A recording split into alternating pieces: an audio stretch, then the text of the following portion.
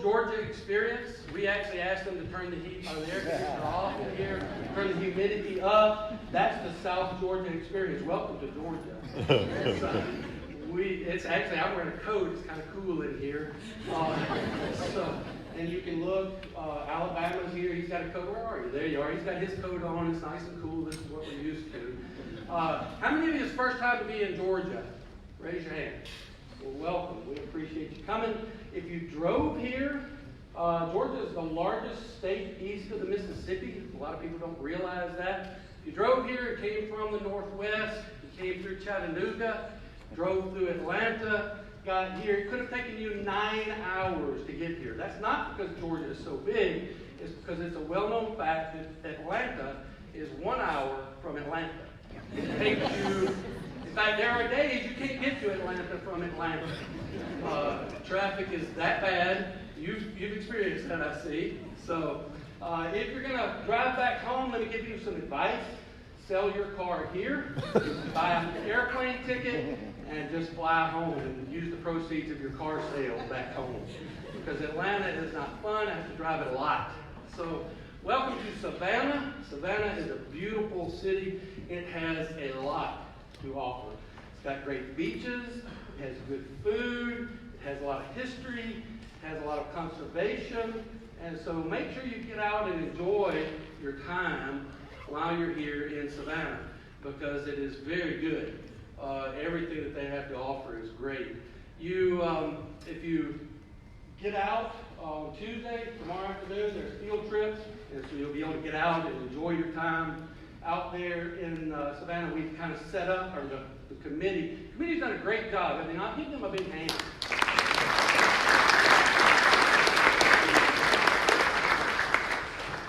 And so they've set up some experiences for you. Make sure you enjoy those. If you're not signed up for a Tuesday afternoon, then just walk down to the waterfront. It's about a half mile. Go to the waterfront and experience the waterfront. It's there for you. And so, did I mention the food? There's great food here in Savannah.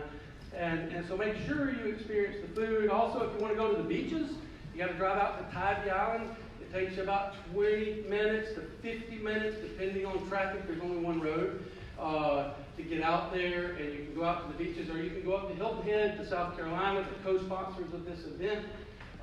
You can go there and experience the beaches. If you go at night, you could have the chance to see a sea turtle nesting, and that's really fun. I'm going to talk more about that in just a minute when we talk about conservation. And history. We are surrounded by history. Savannah is the oldest city in Georgia, and it's one of the oldest in the country as well. It is really a historic city. Juliet Lowe, founder of the Girl Scouts, was born here. You can see monuments and statues all over the place. It is one of the largest national historic districts in the country. Has one of the largest ports and oldest ports in the country. So you can experience that just by walking down to the waterfront. And then did I mention the food? The food is really good here. The only way you can go wrong on food is going to a fast food restaurant. If you go to a fast food restaurant, you are in the wrong place. If you go to the waterfront, all kinds of great food up and down the waterfront. So make sure you experience that. And then there's conservation, and I told them I was going to forget this. I have slides, and I always forget to use them, and it's not working. It's not changing from here to there. If you can make that happen, that would be great. So, from a conservation standpoint, Georgia is rich in conservation. Once we get these slides up, Georgia is one of the most biologically diverse states in the nation. We are second in amphibian species, the number of amphibian species. We are third in freshwater fish species, seventh in reptile species, and seventh in vascular plants. So we are quite rich in our conservation efforts there. And so over the last 12 years, we have been busy in Wildlife Resources Division preserving and conserving our natural resources, especially along the Altamaha River corridor, which is the South Georgia River. Next slide for me. There you go. And so in the last 12 years, we've conserved well over 100,000 acres of land on both sides of the Altamaha River corridor. A lot of that working with just pooling together different groups of money, military, Department of Defense, private foundations to be able to purchase and protect these lands, especially from a gopher tortoise standpoint. And so one of our conservation success stories there is this.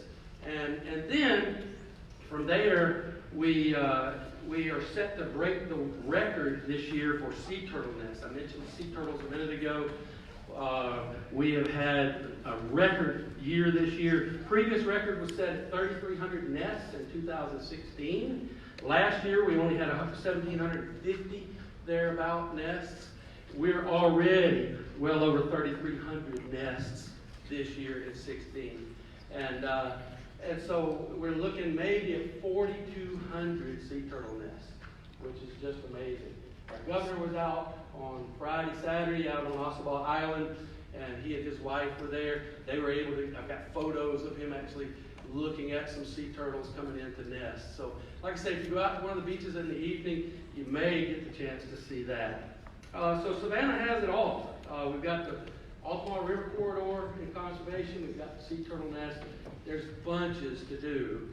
Don't let yourself stay in this hotel.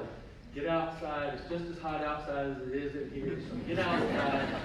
Enjoy it. Don't let the heat keep you from going. I would also just encourage you that to listen and to take notes while you're here. Look through the agenda. The agenda is actually excellent. How to be a change of force, building better relationships, challenges, failures, problems you must solve, building better media partnerships, marketing plans. All of those things are part of the agenda over the next few days. Take notes. Steal ideas. That's what you're here for. Make sure that you go home with some stuff. In fact, that agenda really outlines my talk this morning on managing up. That's really what I was asked to do a welcome. That's over. Now the managing up part of it. How do you manage up? What do you do? Let's be honest. You have a difficult task. It's challenging for you to be managing up. Many of you have, you're in relatively new programs in a very old agency. Your agency likely has been around since 1936. Some of your bosses have been around that long. They are stuck in their ways. They really don't know anything other than we're here to manage the fish, the wildlife, better hunting, better fishing. That's it. Don't nod your head at your boss. They're stuck. They've got the Baptist mentality. Everybody know the Baptist motto? I'm a Baptist. I can laugh at us. We ain't never done it that way before. And that is the mentality oftentimes in your agency, is that you've got to crack that shell and get through that shell. And how do you do that? How can you get through that? They're set in their ways and they're not. They're like, why? You've probably heard them say, why would I want to spend money on public relations, public affairs, social media, any of those other things? I'm here to manage the fish and manage the wildlife. That has nothing to do. You've probably heard that. So how do you break through that? That's what I want to talk to you a little bit about today. In our program in Georgia, we've only been around in public affairs for about 20 years. And we started, their whole purpose, two people, their whole purpose was to deal with the media. That was it. It has changed drastically. Chuck and I have talked about it. We've talked about different things going on, Facebook, social media, video, all of these things that have happened. And so you just, how do you do that? I'm going to just share with you real quick, and you're going to do this for me? Thank you. So we just want to share with you real quick where I'm going, what I'm going to say to you. You can take notes. You've got to be able to plan. You have to be able to have a set of blueprints for your program. That's really the basis, the foundation. You've got to have that. Got to be there with that. Then you've got to build strong alliances. Build strong alliances. Then take action. And then from there, be accountable. Take responsibility for your mistakes. And after that, adapt and learn from those mistakes. Those are the 5 ways that I would suggest to you that you really need to take advantage of developing up. Every day I drive to work. I live further from my work than I've ever lived. I live 30 minutes away from my work, and I have to drive through this town called Monroe, and there's a construction project going on there. What do you think the first thing is that they did on this construction project? I watch it. I've watched with interest. Every day I drive by there and look, what's going on today? What was the first thing they did? Say again? Made a plan, exactly. They had a set of blueprints. They had a set of blueprints, and they started off from those blueprints. They hired an architect. He designed it, said, this is what you're going to do. So, first thing. Then, they went out and laid a strong foundation. They poured the foundation, and then they take action. And they start putting in the plumbing, the electrical, they frame up the walls, they dry it, they put a roof on, they dry it in, they get it all done. And then they step back and look and say, what did we mess up? What do we need to fix? They do a punch list, and they come in and do that punch list. And then after that, they sit down, and good contractors, really good contractors, are going to sit down and evaluate how they did. Did they do good? Did they do bad? And learn from their mistakes. That is what you've got to do.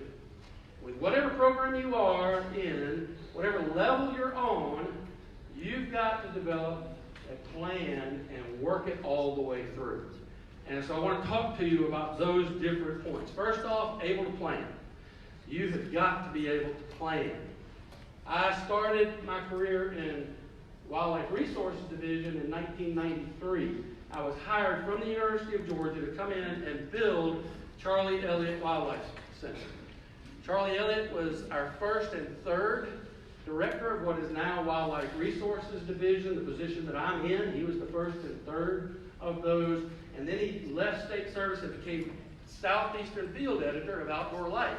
Andrew's going to be up here in a little while talking to you. He's from Outdoor Life.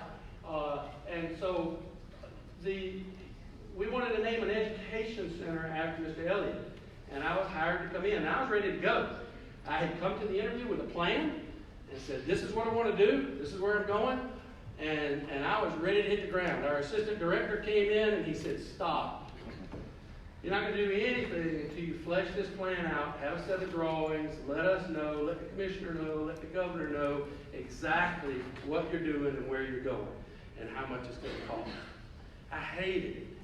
He said, don't worry. I want you to travel around the country, and I want you to spend as much time traveling around the country as you can and steal as many good ideas as you can and bring them back. I said, okay, I'll do that. So traveled around the country, visiting education centers, came back, wrote a 50-year plan for Charlie Elliott Wildlife Center. In that plan, I said we would be the best conservation education center in the Southeast. Our director then scratched that out in red ink, and he said, you'll be the best in the country, and don't you forget it. Shoot high. Shoot high.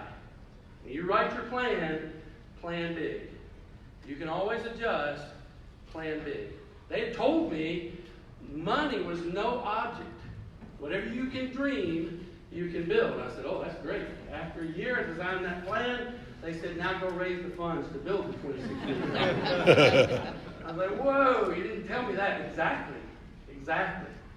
Plan big. Plan big. And have it all on paper. Your bosses, your directors, or your chiefs, or your assistant chiefs, whoever it is you happen to work for, they want to know where you're going and what you're doing.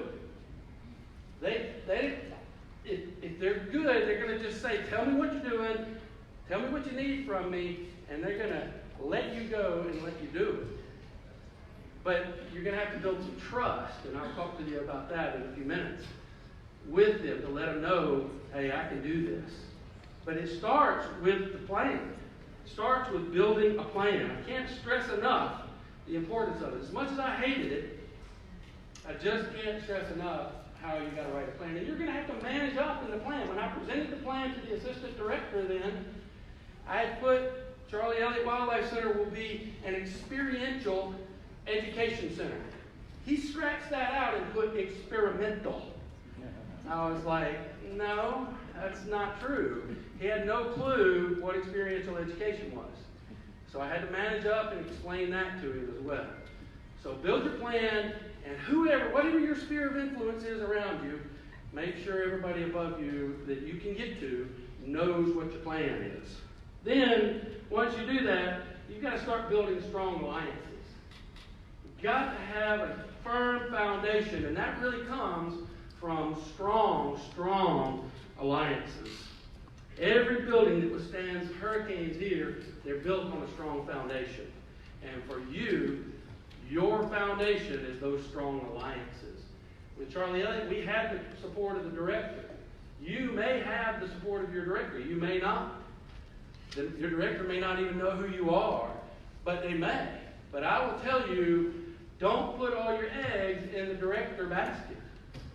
You've got to be careful with that.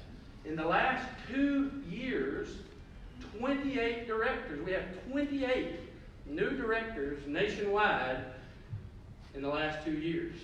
So if you've got all your effort supporting to let your director know they could be gone tomorrow, now what are you going to do?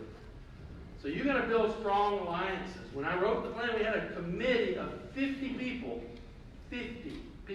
inside and outside our organization, that knew what we were doing. They were putting in ideas. And if I wanted them to have some ideas, I planted those seeds in their minds. And said, here, what about this? And then it became their idea. And then we put that in the plan.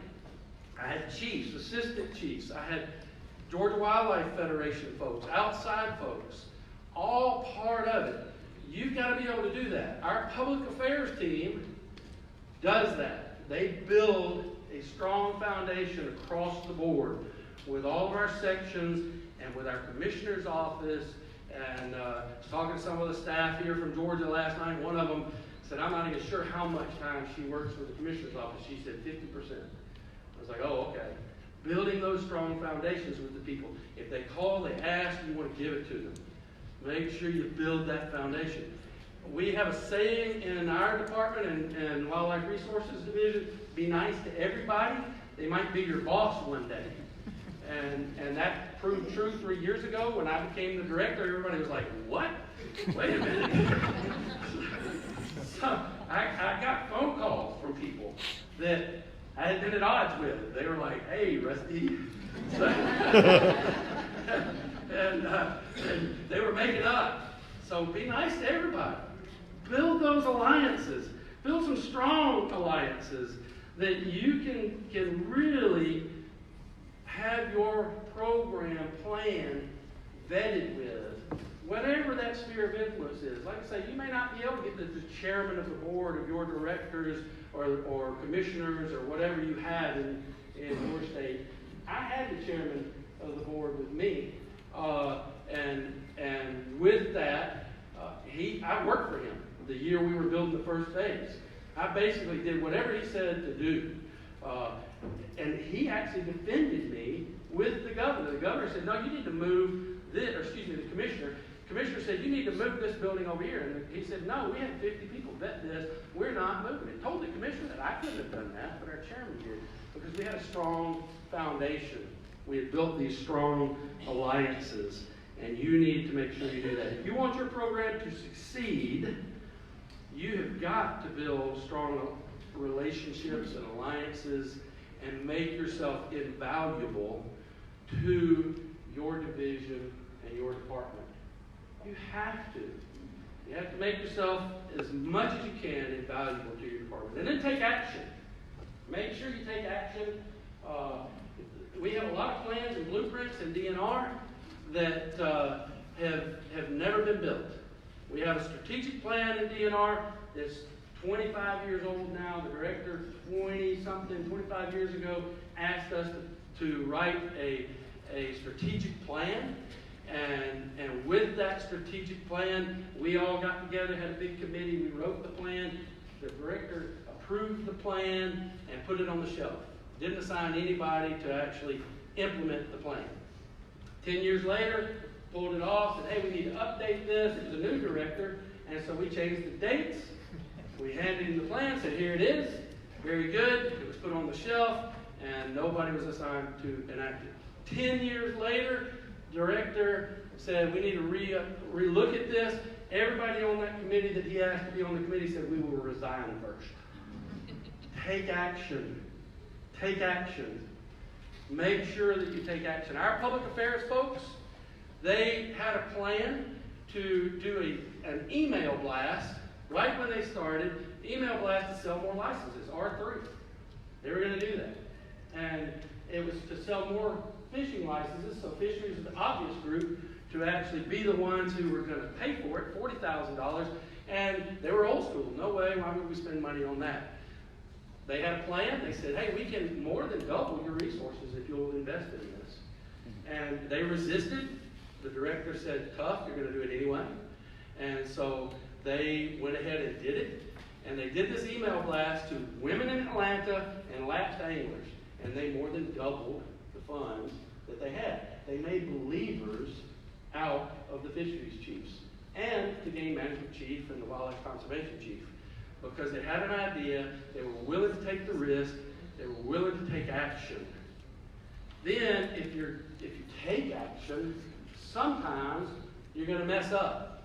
Your boss's responsibility is to kind of keep you from messing up, but occasionally you're going to mess up. I don't mind when my staff mess up. In fact, I told all 350 staff in Wildlife Resources Division, I expect you to occasionally mess up.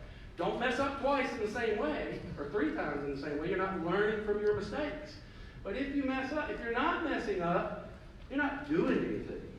You're just status quo. And I don't want to be status quo. I want to move ahead. I want to progress. I want to get better. And I want us to get better. So try new ideas. Think through new ways of doing things.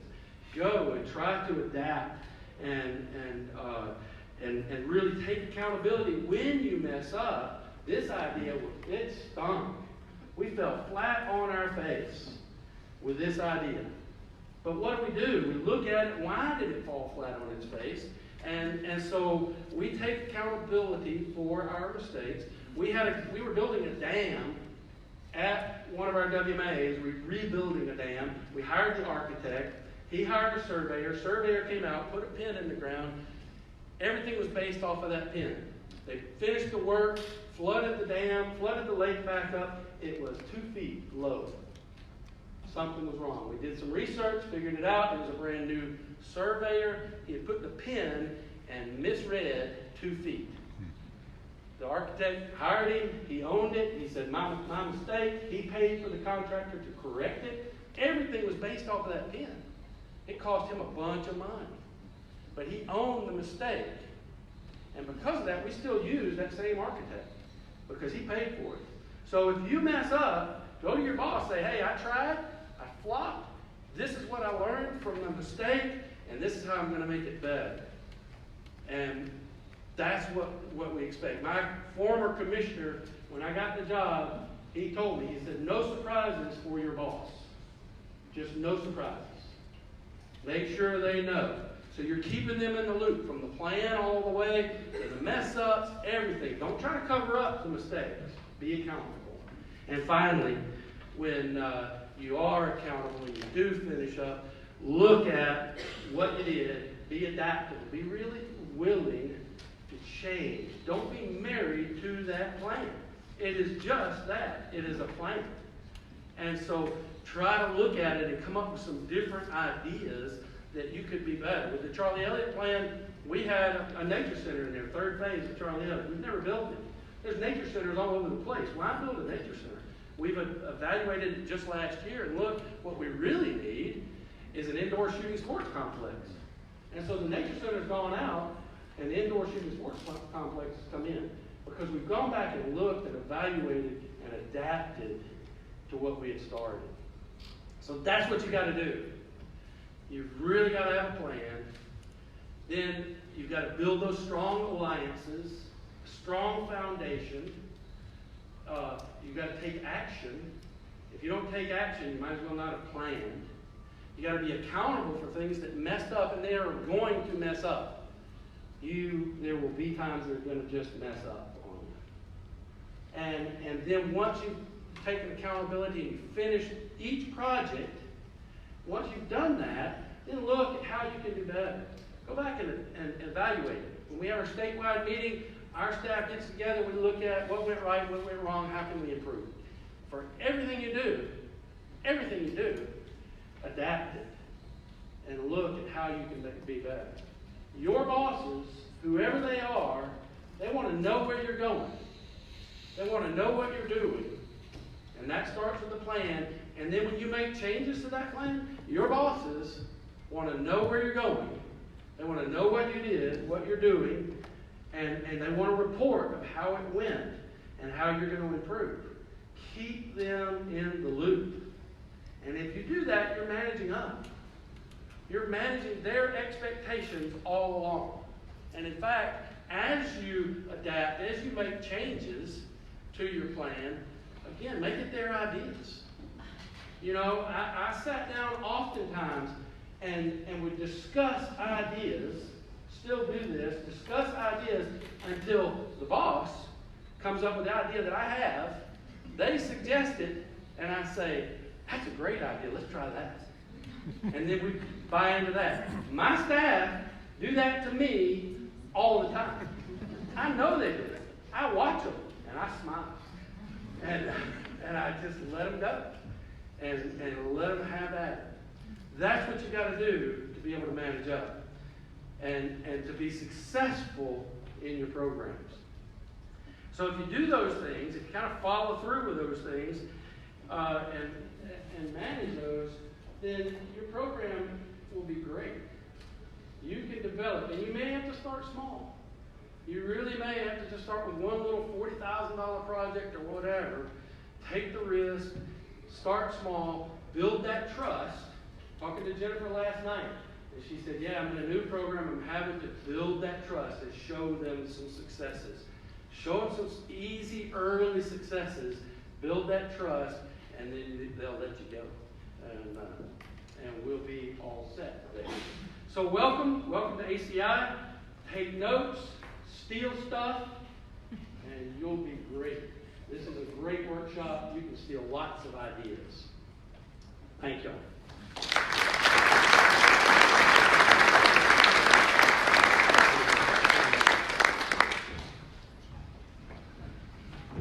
Thank you so much, Rusty. And I just realized I don't think I introduced myself. So hi, I'm Jennifer Wisniewski. I am the current president of the Association for Conservation Information. And just so everybody's not confused, yes, last year at this time I was working for Georgia DNR. Currently, I am now in Tennessee, so just a little move to the north. So, yay, Tennessee. Sorry to leave Georgia. Always got a place in my heart. But anyway, our next guest is a real treat. So, in the island area of Georgia and South Carolina, there was a cool culture that's very small, and they're called the Gullah Geechee people. So, we have someone here to talk about that for us. It's Jamal Touré from the he's Professor of Africana Studies at Savannah State. So please welcome Jamal Touré.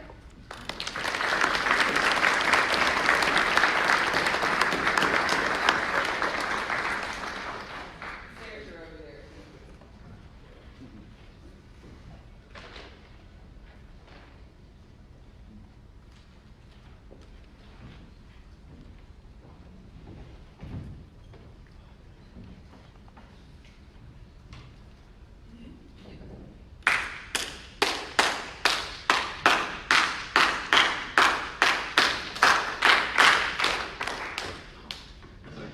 To you all. My name is Dr. Jamal Touré. I teach at Savannah State University in the Africana Studies program. We also have a history company here called Day Clean Journeys. We provide history and culture. But we also have a museum in Riceboro, Georgia, Geechee Kunda. And we give the history and culture of African people no matter where they are in the world. And yes, and what I just did, that rhythm, that is called the shout. That is the oldest African rhythm in the entire United States. Done right here in coastal Georgia. Done in coastal Georgia, coastal South Carolina, northeastern Florida, and southeastern North Carolina. So our culture covers 4 states, from North Carolina, Jacksonville, North Carolina, down to St. Augustine, Florida. And so we are people of Ile Wadelo. We are people of land and water. Yes, Gullah Geechee people. And a lot of times folks identify us with just the islands. No, majority of us have always been on the mainland. And in fact, each one of our areas from St. Augustine up to North Carolina, we all have something that's unique about all of us that stinks. We still all tied together. The writer, Margaret Creel, wrote a book called A Peculiar People. It was about Gullah Geechee spirituality.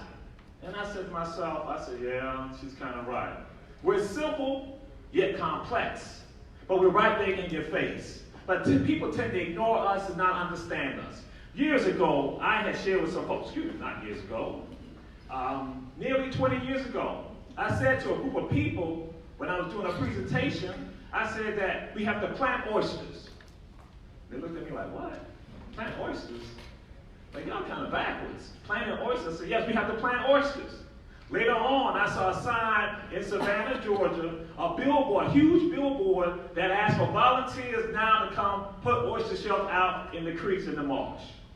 See, Gullah Geechee people have been doing that for decades. But now, all of a sudden, when now it's legitimized by, let's say, academic institutions, that's when they now say, okay, that's all right. But again, we're telling folks, we are the people who are eco. We have always been involved in being organic.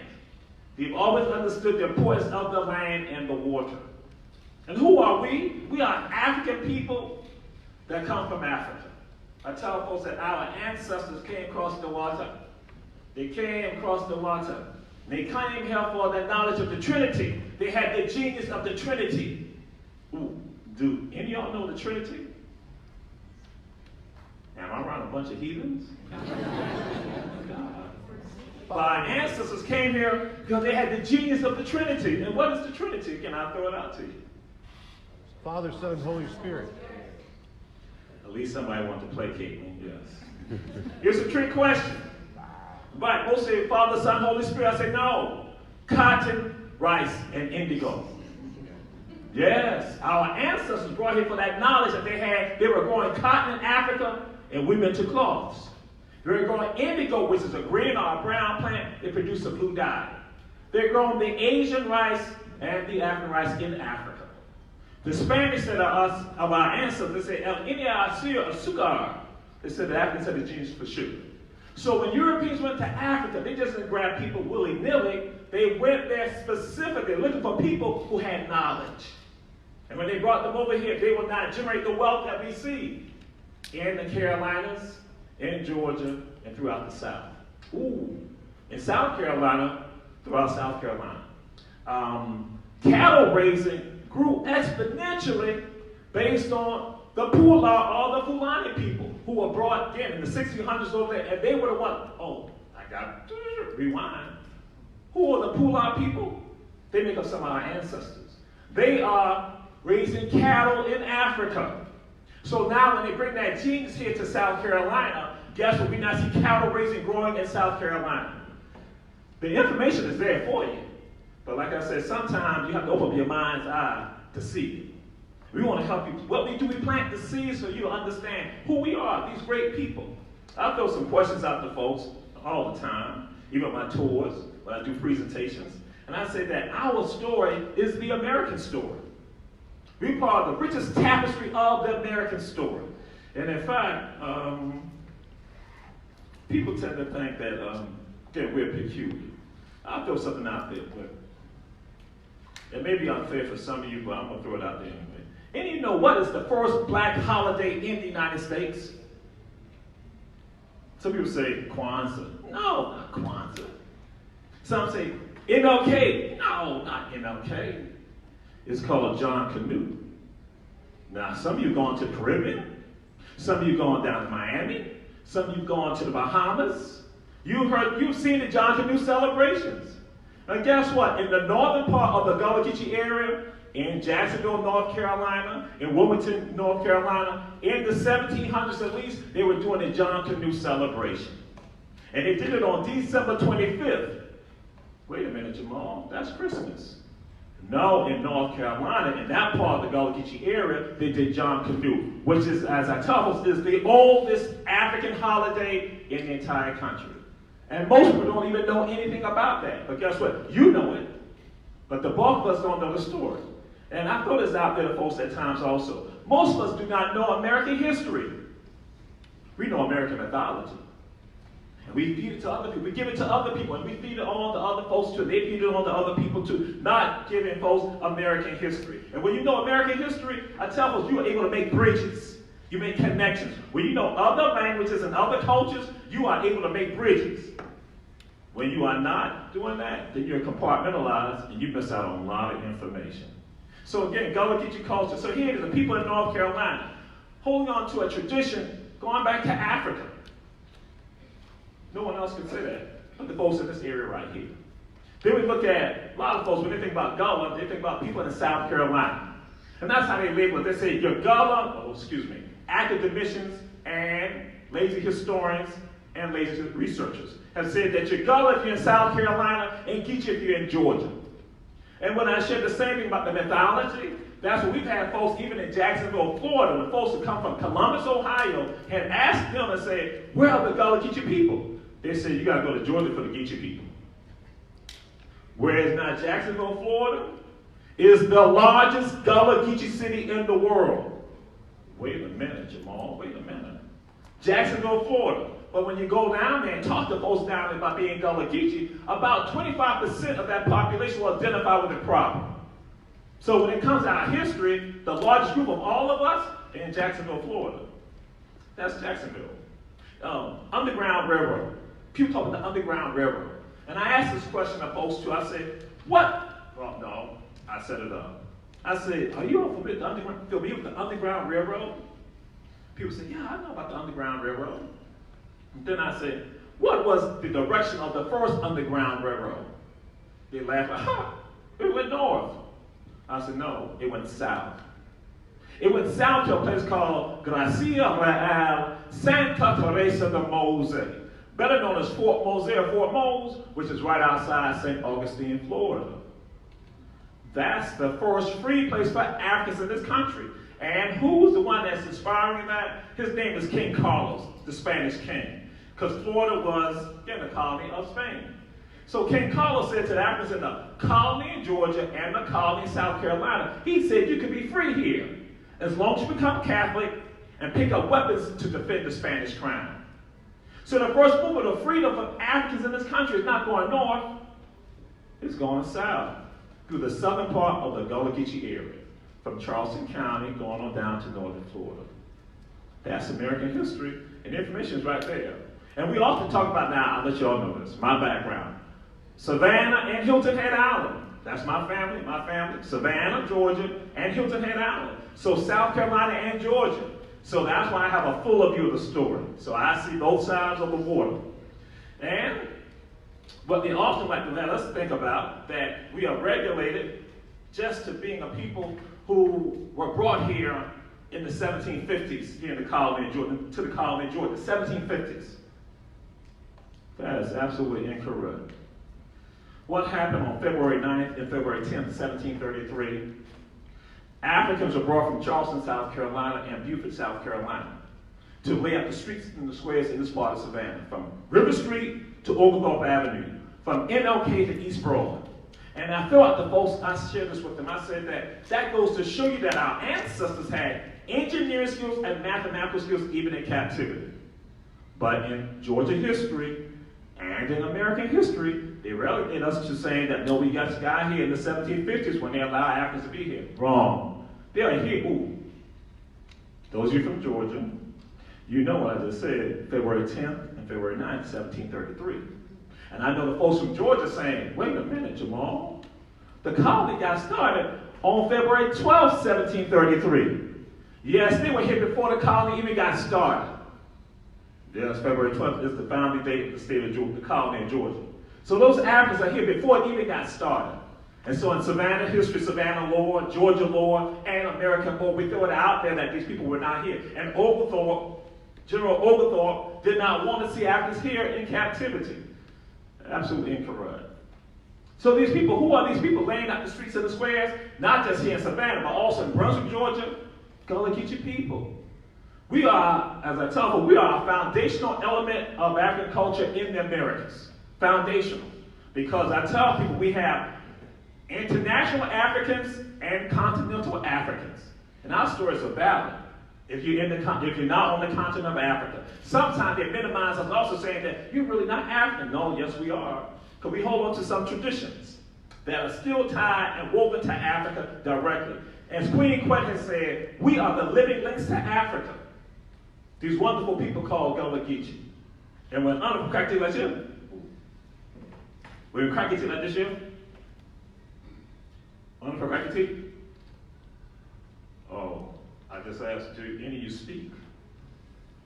That's the language. Gullah is an African language. Some used to call it baby talk, broken English, bad English, when in fact it's not English at all. It's an African-based language, an African-based language. And we're the only black folks in this country to have a language. Gullah is connected to, some people speak Creole. And when I say Creole, I am talking about Creole that's spoken in Haiti and Haiti. It's connected to the patois languages that's spoken in the English-speaking nations in the Caribbean, and even gone to what we know as Sierra Leone and to Liberia. It is an African language, and we're the only ones to have an African language. And Gullah, which was written about by a man by the name of Dr. Lorenzo Dow Turner in the early 1900s, he actually wrote a book called Africanisms in the Gullah Dialect. Africanisms in the Gullah Dialect. In the 1920s, he came into this area recording people. And he had one person he recorded. She said, Awaka mama na kambe, yalile tambe. Turner was a linguist. I guess I need to let you know. He was a linguist. And Turner, he said, wait a minute. I'm kind of familiar with this, but I'm not fully familiar with this. So Turner, in his research, he wound up in a place called the University of Chicago. And so he played the recording for this group of these young men. And one of them said, oh, that's a song that is sung by the women in my village back home in Sierra Leone. And the lyrics are this, translation is, everyone come together. The grave is not yet finished. Let us work hard. That was recorded here in Harris Neck, Georgia in the early 1900s by Lorenzo Dow Turner. The woman's name is Amelia Dolly. Here in Savannah, Georgia, on Highway 17, which is now called Ogeechee Road, a man by the name of Tony Delagal is also singing a song that is tied to the Mende people in the early 1900s. And so what happened, our language is still retained with us. But then it doesn't stop here for Savannah with regard to Gullah Geechee culture. If you go to a place called First African Baptist Church, you go to the second floor, go to the balcony level there inside the church. And you see pews going back to 1859. Pews going back to 1859. And on the sides of the pews, you see, some people think it's a dime, some people think it's carvings, but they see writing on the sides of the pews. Writing, going back to 1859. And the writing is in Arabic. Hold up, Jamal, wait. Yes, I need to let you know this. If you were in Savannah, Georgia in the 1800s, 1700s, even the early 1900s, you heard French being spoken, Spanish being spoken, Portuguese, German, a Scottish brogue, an Irish brogue, the patois they now call Gullah being spoken, our language, and you heard various African languages being spoken in Savannah in the 1800s coming to the 1900s. And my students at Savannah State now, we laugh at folks when they say, you're only supposed to speak English in the U.S. You're like, what? 100 years ago, people spoke more than one language. And give you the backdrop here in Savannah. When French is spoken in Savannah, 1 out of 4 Africans in Savannah spoke French. 1 out of 4 spoke French. And some of the people who speak in French in Savannah are not far from where you are located right now. Right down Harris, about 4 blocks down Harris Street. Those folks were right over there speaking French. And that's coming into the 1900s. So also, people also having Arabic, you having Vai, some of the African language right here. And so back to civilization. You say, wait a minute, civilization? Yes, in Savannah, Georgia, we have an individual by the name of London. London is the first person to write the Gullah language, and he wrote it in Savannah, Georgia in the 1850s. He wrote the Gospel of John and Gospel hymns in Gullah in the 1850s. And what does that show any and everyone? It shows you that Africans had civilization. Because if you have writing, that means you have civilization. See again, the mythology that has been passed on, that people were brought here who had no understanding. But that's absolutely incorrect. When I say it's all in your face, I also throw something out to you. Now, it's not necessarily tied to just Gullah Geechee culture, but any of y'all ever heard of a character called Bugs Bunny? Okay. They don't know about Bugs Bunny, Jamal. Bugs Bunny. Now, I tell folks this. Bugs Bunny is a mulatto. Some people are like, what, mulatto? I'm saying, yes. Bugs Bunny comes from mixed parents. The origins of Bugs Bunny is tied to Charlie Chaplin and Groucho Marx. But the larger character and personality of Bugs Bunny comes from Zomo the rabbit, a trickster rabbit out of African folklore. Actually, a trickster hare out of African folklore. Zomo would outwit, outmaneuver, outfox, and more clever than all others. That's Bugs Bunny. And see how African tradition around you every day of your life, but they package it in such a way that you don't realize it.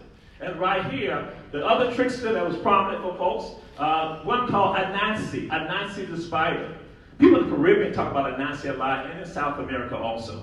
They talk about Anansi, and at our museum, I did a story presentation about Anansi. And I had this young man later on, he saw me in Savannah walking down the street. He said, Jamal, I never knew any black American knew about Anansi the spider. My grandmother told me about that in Jamaica. I looked at him and said, yeah, we're all connected. And again, not far from where you are right now, the stories of Anansi were told right here in this area right here. That's why I say again, Africa remains alive with us. As Queen Quet said, the living links to Africa. And when we look at who we are as a people, that's why I say again, people in the land and the water. Got a little game I'm going to play with you all.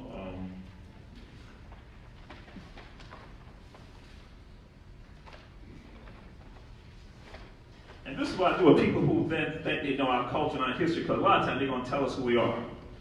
Ask this question. Y'all know what this is right here? Anybody? It was a paper bag.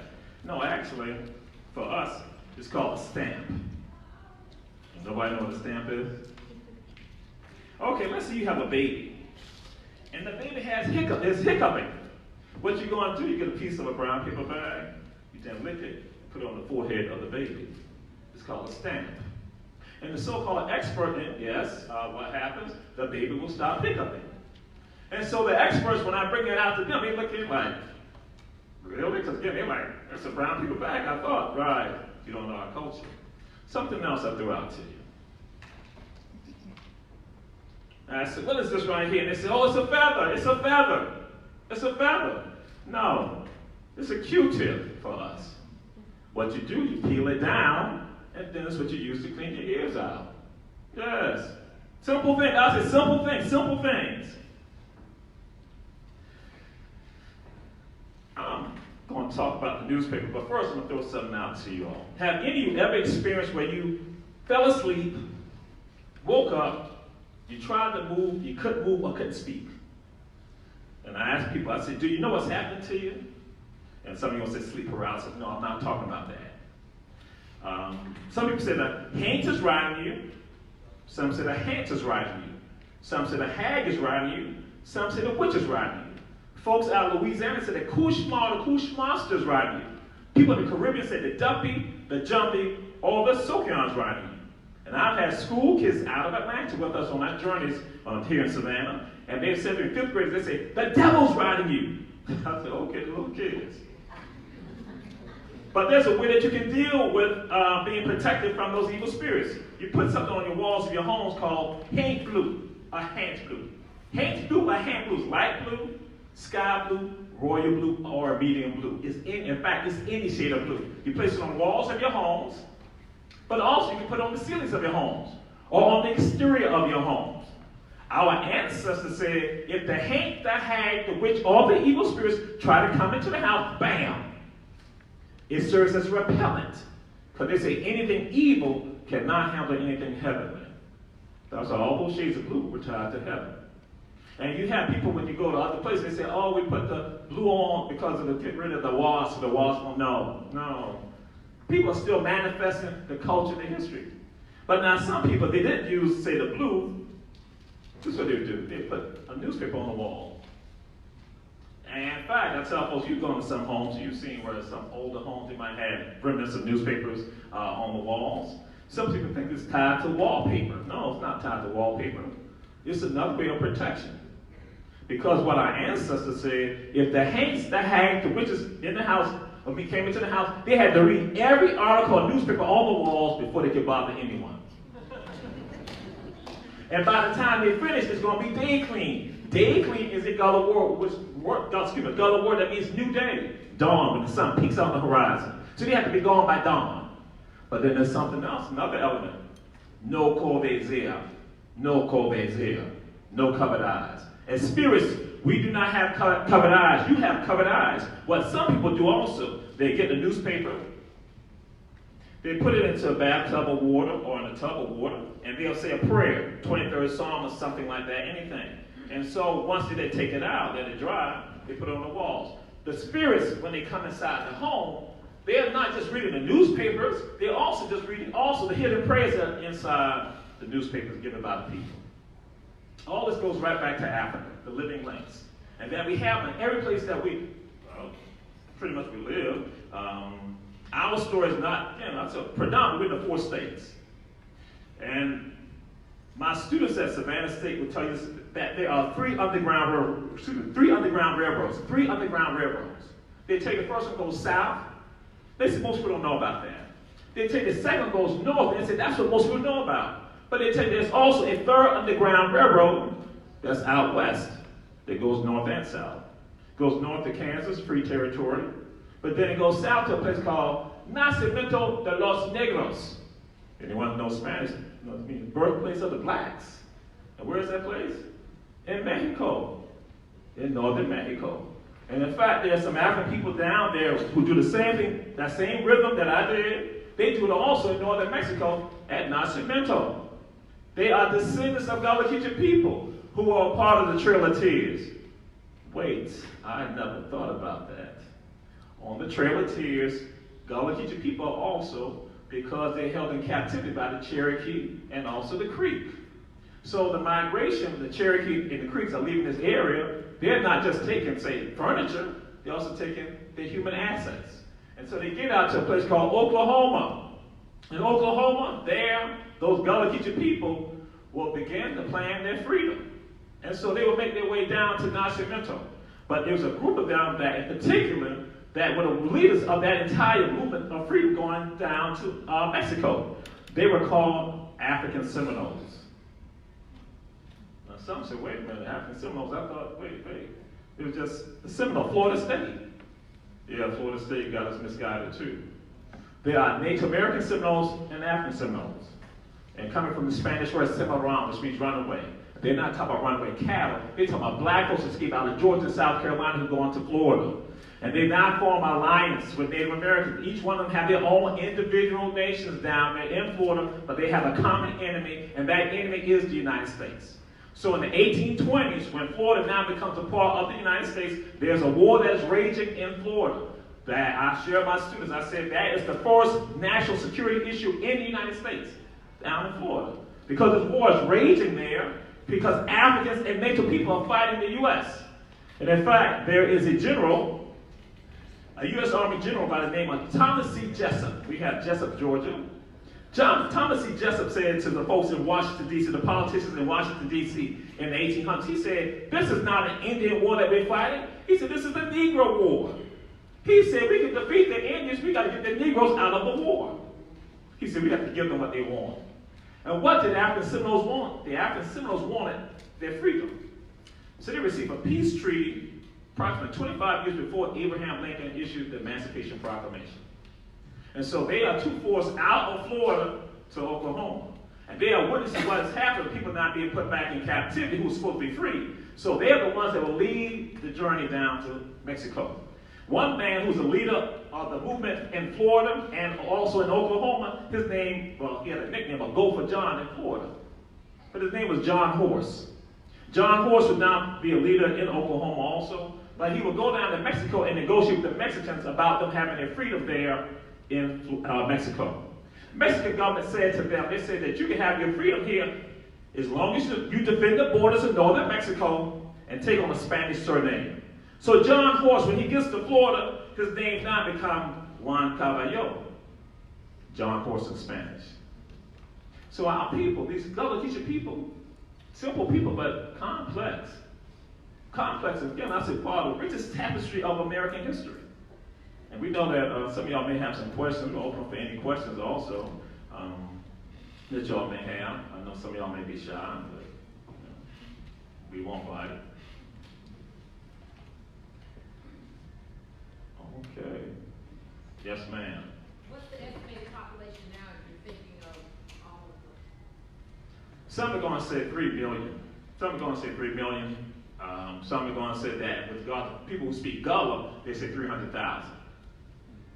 With regard to 300,000 Gullah speakers, but people are Gullah Geechee, so there's an entire area here. And then we're going to look at definitely the folks out in Oklahoma also, Tulsa, Oklahoma. And people know about the history of Black Wall Street, and some of my students make the connection. That is tied to, again, some of those folks who left from out of here who now went out to Oklahoma.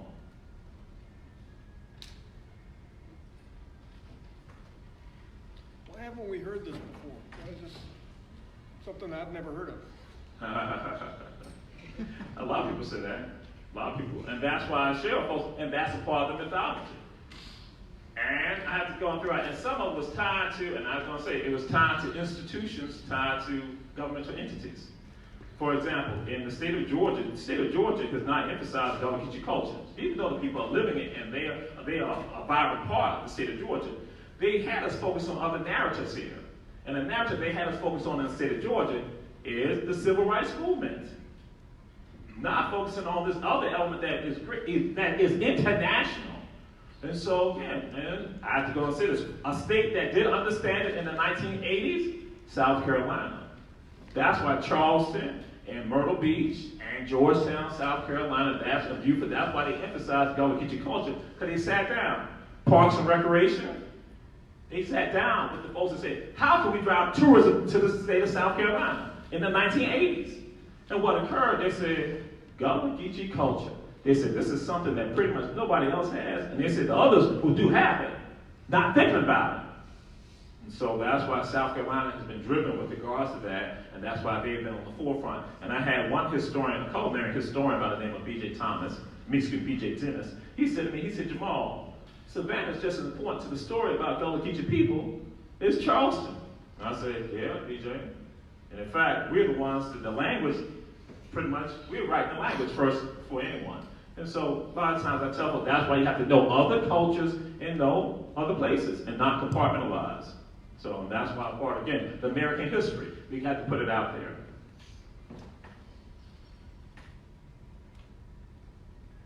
Yes, sir. I read a book that's kind of similar to what you're talking about that came before Columbus.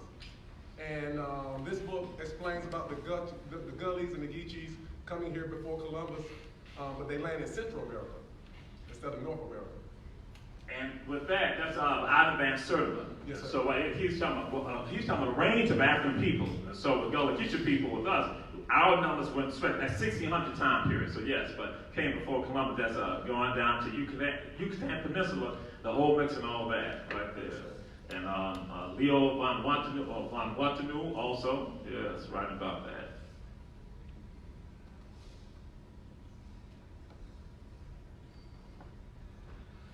And you all from what states? What states? Ohio. The first person to write about the African Seminoles is an Ohio congressman by the name of Joshua Giddings in the 1800s. He wrote a novella. It was titled The Exiles in Florida from South Carolina and Other States. He's writing about the African Seminoles and what's going on with that. Giddings is a congressman, as I said, and so, as I said, this was a national security issue, and they said we cannot let these Africans in the other parts of the South know about what's happening in Florida. This must be quiet. It cannot be publicized. So Giddings, being a congressman, guess what he does? He writes a novella And as I tell my classes and tell my people, other folks that do presentations with, I say, he was trying to tell other black folks in the South, listen, there's a war going on in Florida. You need to join in on it.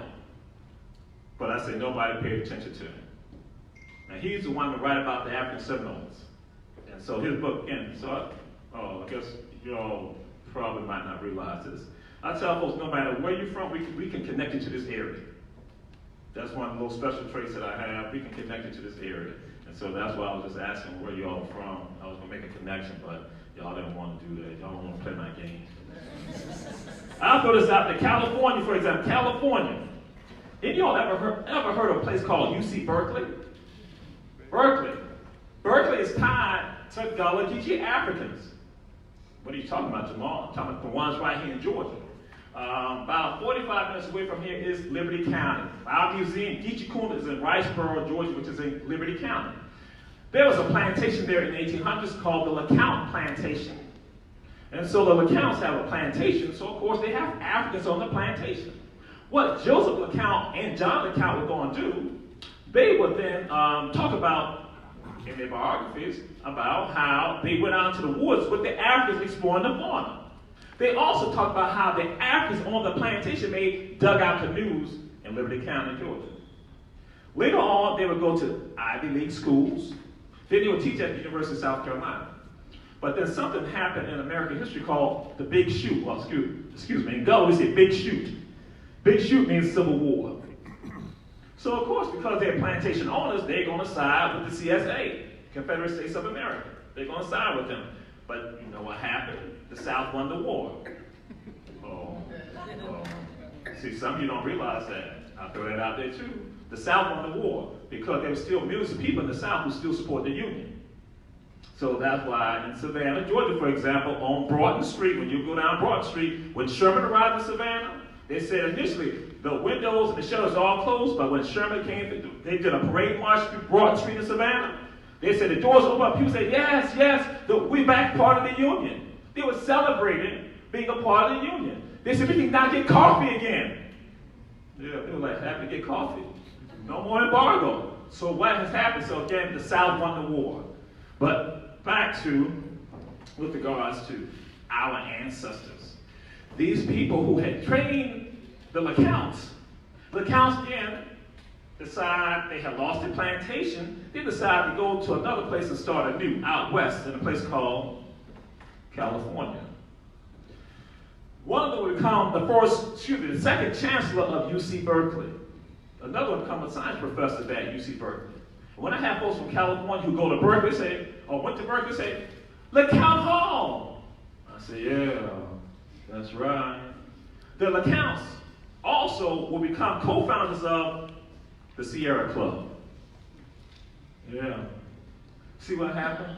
They have been influenced by those Africans on the plantation, along with their father, about exploring the fauna. Later on, it will then reverberate in California with the Sierra Club and also UC Berkeley. That's why I say it's always important to know who you are, where you come from, and make connections. So that's what I do. What I'm doing with you, I do with everybody on my tours, in my classroom, doing presentations. I want folks to understand that. And I believe in this truly. When you know other cultures and other languages, you can make connections. You make bridges. And so on. Your job is to make connections, make bridges for other people, for them to connect. And you do it under one arm that's also necessary for all of us.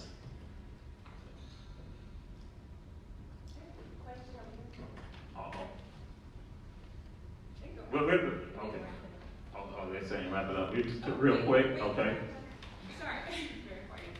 I was just thinking about your oyster planting, and I'm wondering what government conservation organizations can specifically use as resources to reach out to historically marginalized communities when sometimes there's like an inherent distrust of the government. Like, do you have another example of like how positive connections have been made between conservation organizations and those communities? Now, I'm going to share this with you. When they did the advertisement for it, they didn't come to us, actually. They didn't come to us. It was just now that somebody else in their mind said, oh, for us to have more oysters here, we need to do that. When really, right, they should be stepping up. In South Carolina, you have some organizations in South Carolina that have them Well, some people not understanding that we are seeing the rise of the seas of the oceans here. And so we have some groups over there in South Carolina who now say, understand, we're going to be impacted by that. So we need to do a better job. I have to say, state of Georgia, DNR, the preservation program, Melissa Jess, have done a great job with regards to talking to communities. So the DNR preservation officers have done a great job with regards to communities and with preservation of our communities, because that's essential for us. And I can give you can get my information, and you can contact me. There's a lot more information we can give you.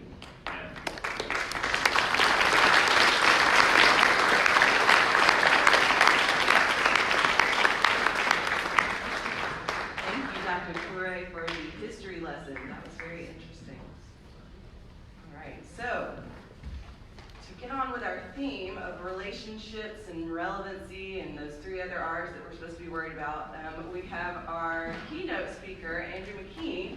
So he's currently serving as director at Powder Hook. Does everybody know Powder Hook? If you don't, get out your phone, download the app. It's cool. It's like digital mentorship, hunting and fishing communities. Go check it out. It's cool.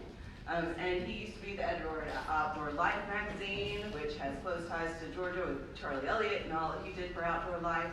And he's also served on a state agency in Montana and has been a journalist for many, many, many years. So he's a fellow writer, a fellow state employee, and magazine editor. So please welcome Andrew McKee up to the stage.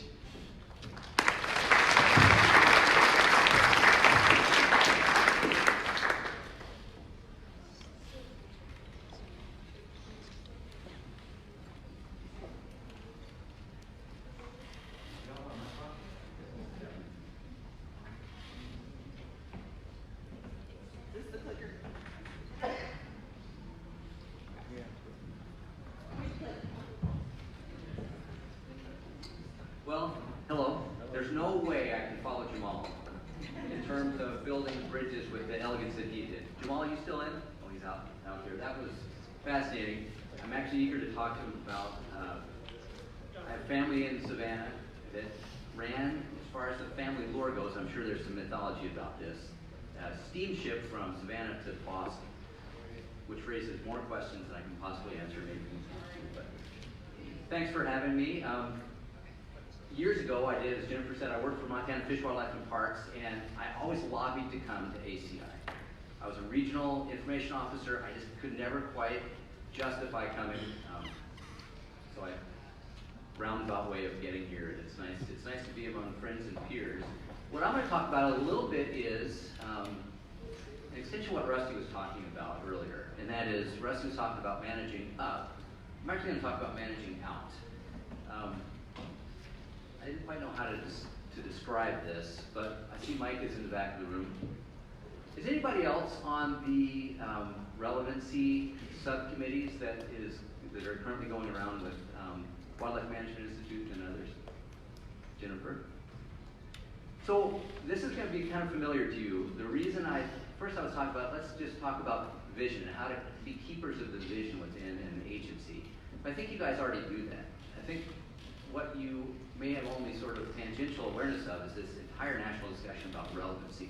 You'll recognize it in the workaday jobs that you guys have. But what I want to talk about a little bit is taking what Rusty was talking about managing up. I think we've lost a lot of our understanding as conservation communicators how to manage out. We're as fundamental part of the mission of an agency as anybody who's working with fish or terrestrial wildlife. So, hang on to that a little bit. So that's my first sort of thematic mention. Secondly, as Jennifer mentioned, I'm an outdoor writer. I'm used to trading in photos of big elk and gigantic trout. So when I was thinking a little bit about how I was going to put this together, the visual cues you will notice are it's going to be like a family album, first of all. You're going to see a lot of my kids. But the second thing is, this is really an advice column. This is not anything that I'm used to talking about. Usually it's very tactical. How to raise bigger bucks, how to catch bigger fish. This one is, it's advice. And like every advice column you've ever read, it confirms what you already believe. So, rethinking the role of conservation communication, or as I say, how to get your mojo back and save your agency. Nobody else is going to do it. It is everybody in this room who is going to, if you accept that you are mission critical, don't wait around for anybody else to do what we're going to talk about today. And with the modest proposal of it's on your shoulders to save this whole model of North American wildlife management. So, let's start off with a little bit of self-examination. I'm gonna frame the issues a little bit quickly because I think the solutions and the tactics are a lot more interesting. But if you think about what you do, and this is not a family album, I'm actually not sure what's going on here. It's either these hunters have come upon the most impossible scenario. Those are grizzly bears and an elk, and I don't know if they killed them all or if they just happened upon a kind of a natural selection that worked here. But the examination I want you to do is look at all of the different parts of your jobs. And this is an intentional photo here with, how many of you guys have been asked, would you make a logo for this program we have? Would you come up with a little catchphrase that we can really communicate what we're doing well? The corollary to this on the private side is the abundance of wounded warrior programs. Anybody have any idea how many wounded warrior programs we have in America? They're all great, positive, essential programs. They all have their own logos. They all have their own mission, and they're sort of a solution with dilution sort of thing. But anyway, back to the logos. This is a big part of what I think represents a bit of the impediment to your job right now. Make me a logo. Sell this program to the wider world. In that way, we serve as, and forget my use of pronouns here, I'm still an agency nerd at heart. So that's the we, there may be some they, there may be some you in there, but these pronouns, don't let them stumble you up.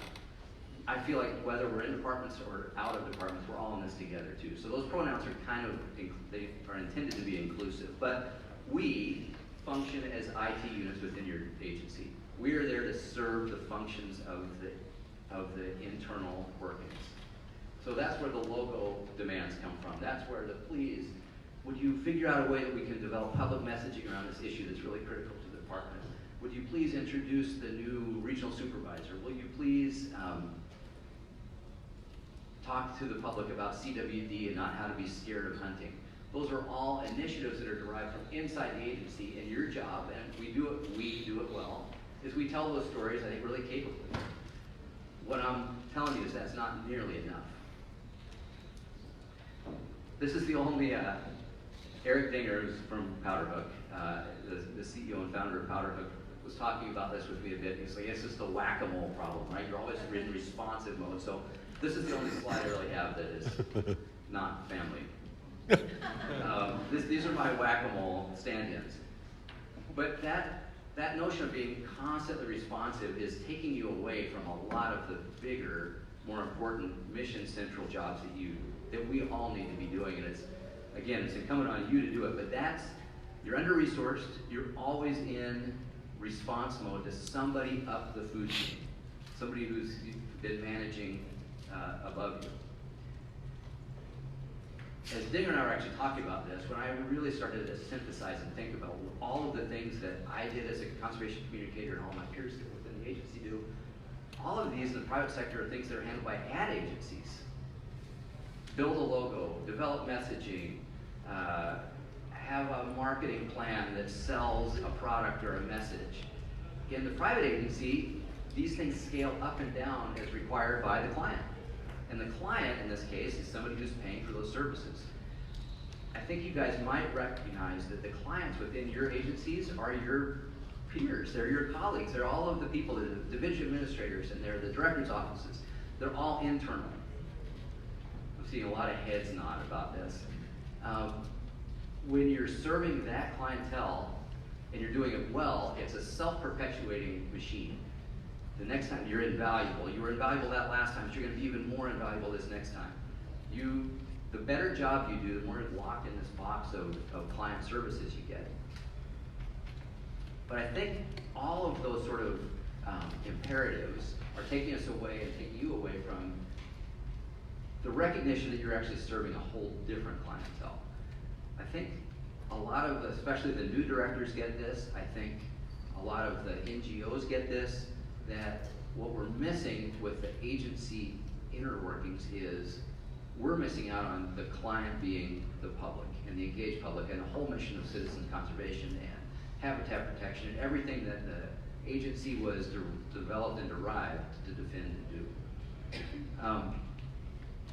But all of the things that you do so well in service of the agency can equally be devoted to all of those things outside. And that's what we're going to talk about now, is how in the world can you start to switch and start to think of yourself as really the keeper of the flame at the public trust of the agency. It's on you. It's not on the IT folks. Typically and increasingly, the wildlife folks are really devoted to inventory management. We've really lost a lot of those outward-looking missions while we're doing a great job of managing the states and the nation's wildlife. This was the prop I had to go back and get because I want to talk a little bit as an example of what we're doing with our magazines within agencies. You are probably part of these discussions, and if you're not, you should probably be aware that they're happening. In the director's office, a lot of people are questioning the value of this right now. Does it work? What does success look like with a wildlife magazine? Does it even pay for itself? Most of them don't. Is it worth subsidizing them? They're currently used, as I say, as a tool to popularize and promote internal initiatives, right? We've got the CWD management plan. How in the world are we going to get the public to understand it and then follow its dictates? We've got a habitat initiative. So how in the world can we communicate its benefits to the public? One of the problems with it is, and is Josh in here or is Joey here? If you guys haven't seen Joey, this is a wonderful, wonderful job. We'll talk a little bit more about the power of magazines in a second, but this one actually achieves, I think, the best and highest purpose of a magazine. But one of the problems with these, this goes back to the inward looking. How many of you guys have worked on editorial feature in your magazine that goes through so many rounds of review that it is mild-mannered, it speaks to, Matt does, I have, it doesn't really say anything except it achieves the aims of all of those managers who wanted to pursue that message. I actually just did a piece on CWD for Montana Outdoors, and one of the things that was talked about is we're actually not writing this for the hunter in Montana so much as the legislature. To let the legislature know that, hey, we've got this, we're managing, we don't get involved, we've got it. That's maybe the most inward-looking mission of communications. It's important, but I would argue that if we're doing our jobs better when it comes to this sort of thing, we're telling essential stories that have as an ancillary benefit communicating a program, satisfying the demands of the department, but they're engaging, they're readable, and they are the personality of the agency to the public. So how do you do that? And this is a really good example. If you haven't picked it up, start to look at this. This has a little bit of something for everybody, but it's in an appealing structure, and it really gives, I think, the breadth and personality of the department. So as I was thinking about this, we'll run the picture in a second. I think we make a mistake. I'm gonna harp on this a little in a couple of tactical slides. We as communicators have done a very good job of treating our audience the way that a wildlife manager treats a wildlife population, on a population scale. I think one of the problems with wildlife management in America, that's been great for the history of getting us to here, for the whole restoration movement, and then for now managing across habitats. It has left out the passion and the accessibility of wildlife. You tell wildlife by telling a story of a person and a place. And I think our magazines can do a better job about talking about individuals that express the values and the expectations of the entire population. I think our wildlife managers could do a better job of looking at individual animals that describe the behavior of the entire population. Those are accessible moments into what we do. I think the migration initiative that's going on right now is a very, very good example of that. You can tell a lot of stories from a handful of GPS animals that really express the natural history of the entire population. But one of the reasons I think migration stories have really gained traction with the public is they're about a place, they're about a couple of animals that you can almost anthropomorphize or anticipate a little bit of their behavior in a familiar landscape. We need to do exactly the same thing with stories. So a couple of them I was just thinking of this because I was thinking, well, I was the editor of this magazine, what would I do? I would tell the story of the widow birders, I call it in this. The story of somebody who maybe doesn't buy a hunting or fishing license. They're not an essential constituent of the department as it's been traditionally defined. But this is somebody who loves birders. And if you tell the story right, you tie the story of them to long-term trends of birds. You talk about protected habitats. You can talk about the value of non-game wildlife. The photo in this is my boy and I holding an heirloom gun that we actually found not in Savannah, but in another ancestral home. I think guns right now are such a polarizing part of American popular culture, but they're fundamental to what we do as wildlife managers. They're fundamental to the way that we pay for wildlife management. So I think an accessible way that reaches and builds the bridges that Jamal was talking about, tell the story of a gun, tell the story of a special gun, and it's much more than just wood and metal. It connects generations. You can use that to build a bridge into the future. We now have, thanks to Congress, we have the modernized Pittman-Robertson Act. We can devote more money to shooting ranges. Let's promote guns and shooting to promote wildlife management. You can do that through the story of a single gun. So that's a little bit of kind of, I think, to set the stage of where we have been and a little bit of how we've allowed things to get there. Now let's talk about how we change it. This is going to be, I expect to see lots of sort of nodding in agreement, head shakes and scowls. But I don't want to dwell too much on where we are because I think this is old news now. But we have decreasing participation. We have an increasingly aged population of our constituency of hunting and licensed buyers. We have an increased need to communicate to those external audiences. And this is just line graphs that show it. So we know we need to transition. I think everybody has heard this internally. Everybody is aware of the sort of external impulses that are demanding the changes. But what? Everybody gets a little paper locked, right? We still have all of those internal pressures coming down. We got to get that logo made.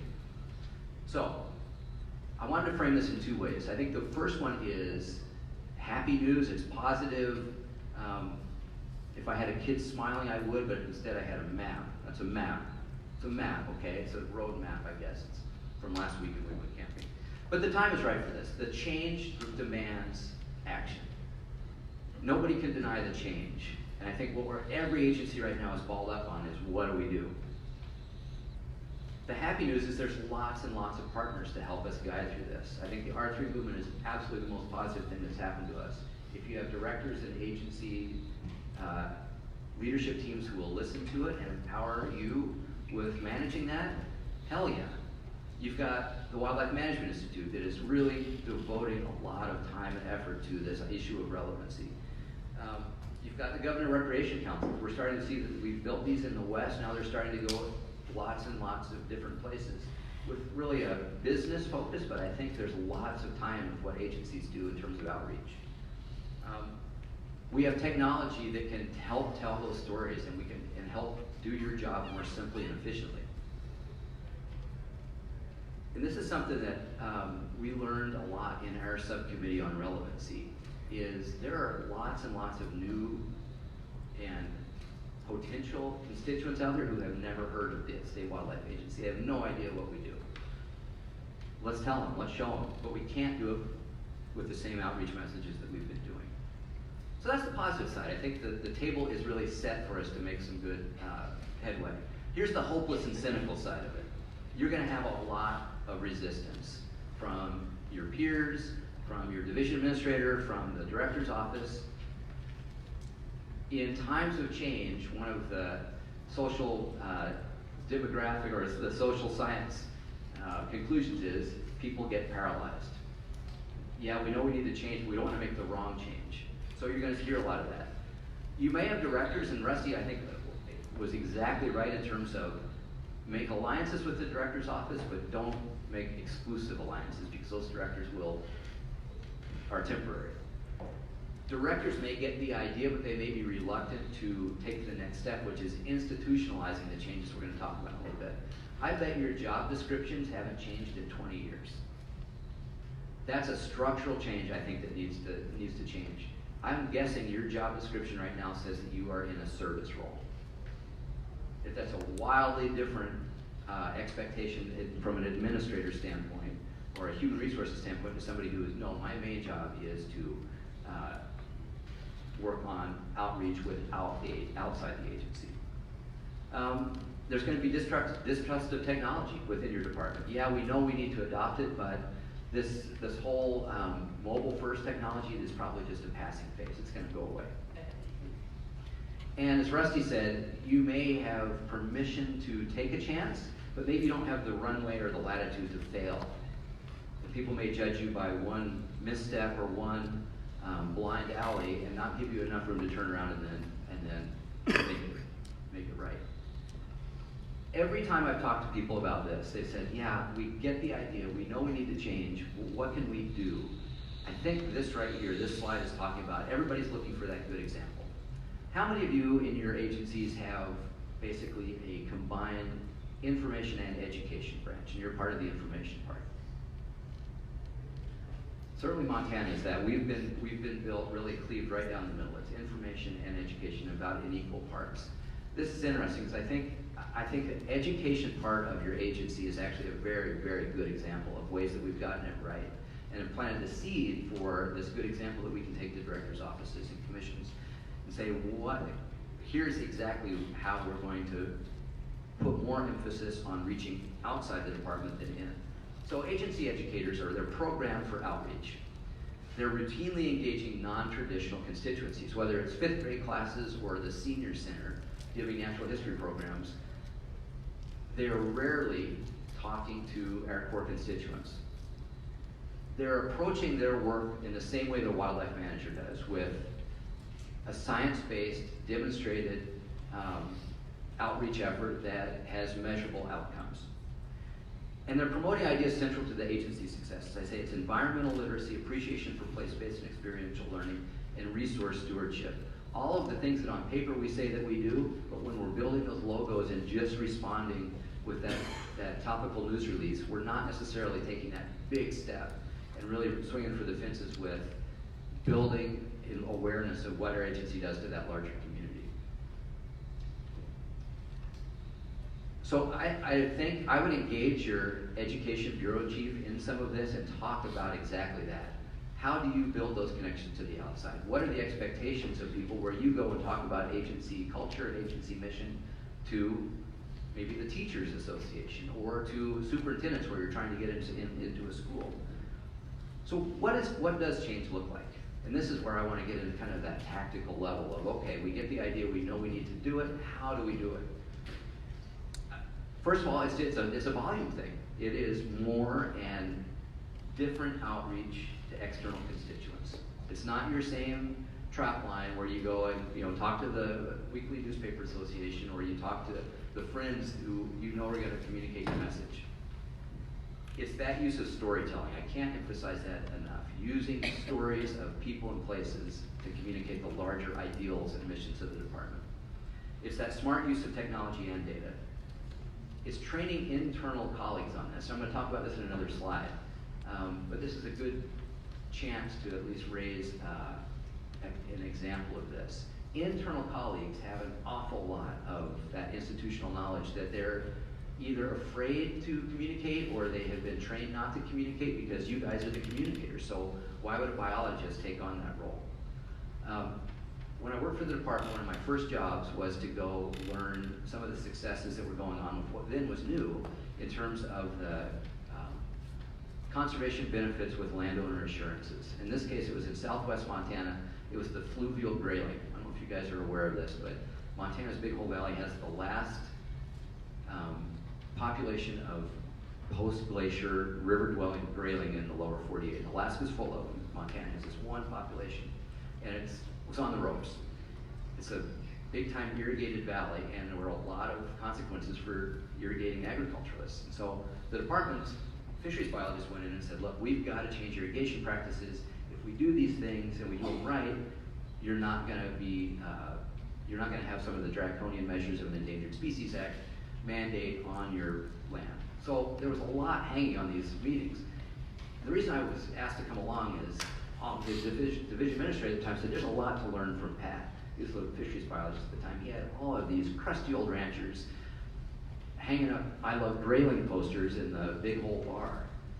The place was bought in on all of these conservation measures. So I went to one of his meetings and he told me it wasn't always this way.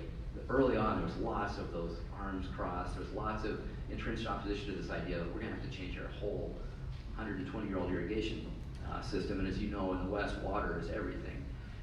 He said, you know, we don't have to do any of this, but at our next meeting, I want you to bring your grandma's wedding dress that you have in that closet in that back guest room.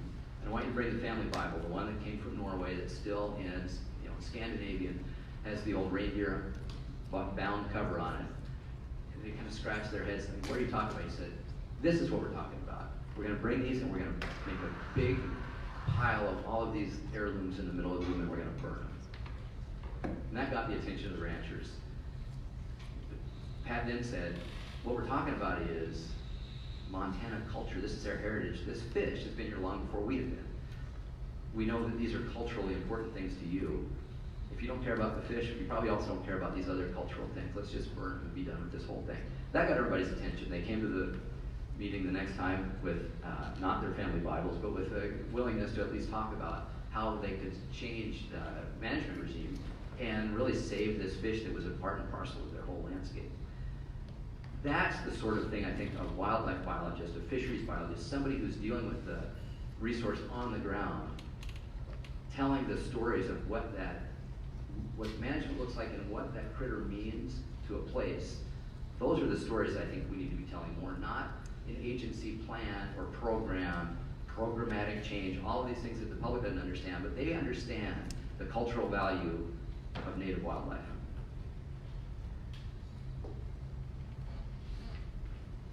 We need to do a lot more in terms of non-traditional communication. Magazines are great.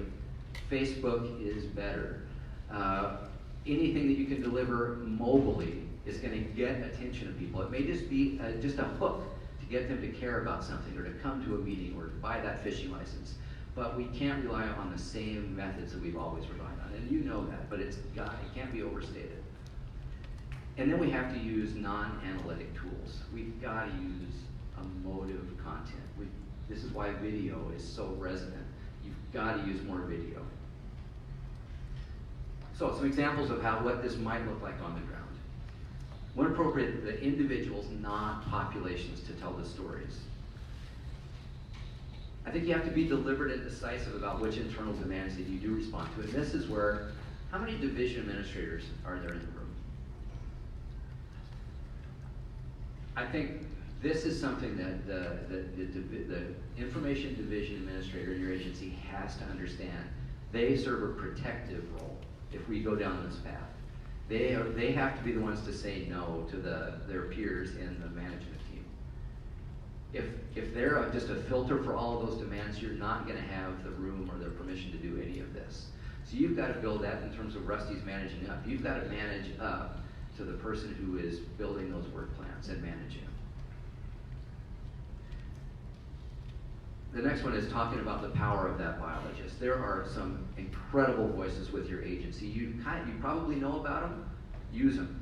Those are the relationships to really develop. There are probably other ones that you don't know about. Find them.